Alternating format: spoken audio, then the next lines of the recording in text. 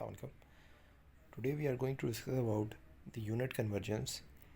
So we have to find out milligram per deciliter to 0.1 molar calcium carbonate.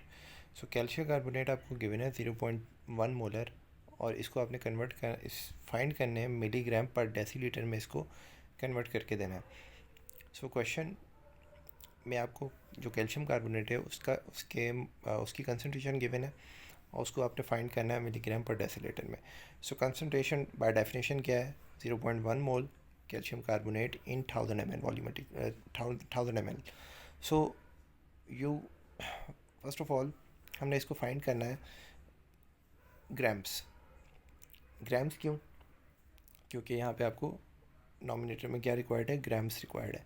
So gram find करने के लिए formula लगा देंगे आप, mole is equals to mass divide by molecular mass, और इस molecular mass को उधर मोल से मल्टीप्लाई करवा देंगे तो mass is equals to n into M.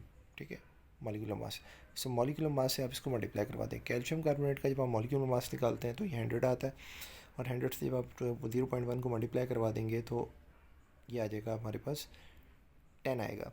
और साथ ही मैंने ये काम किया कि 0 से 0 कैंसिल करवा दिया. अब ये आप ऐसे डायरेक्ट भी कर सकते हैं और आप वो मेथड भी लगा सकते हैं कि यहाँ पे इसको 1000 को नीचे डिवाइड में लेके आएँ और 100 को मल्टीप्लाई करवाएं.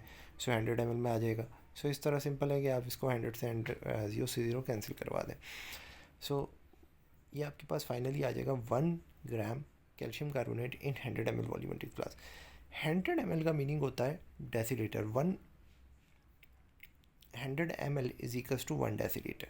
ठीक है, ये आप याद रखिएगा कि 100 ml किसके बराबर होता है? 1 डेसीलीटर के बराबर होता है.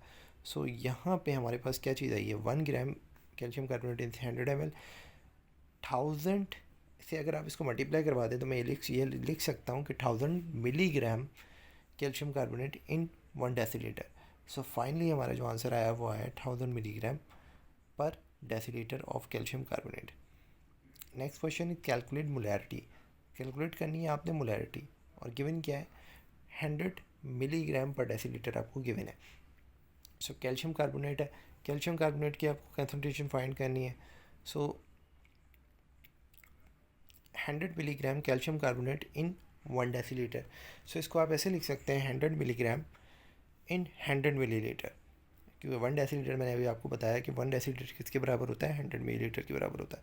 सो 100 मिलीग्राम इन 100 मिलीलीटर. सो 1 मिलीग्राम इन 1 मिलीलीटर. सो 100 से 100 कैंसिल हो गया, बोथ साइड 1:1 आ गया. सो आपको किस पे निकालना है? क्योंकि हमें कंसंट्रेशन की तरफ जाना है तो इसको 1000 से मल्टीप्लाई करवा देंगे और 100 से डिवाइड कराने की 100 से इसको डिवाइड करवा देंगे. क्यों?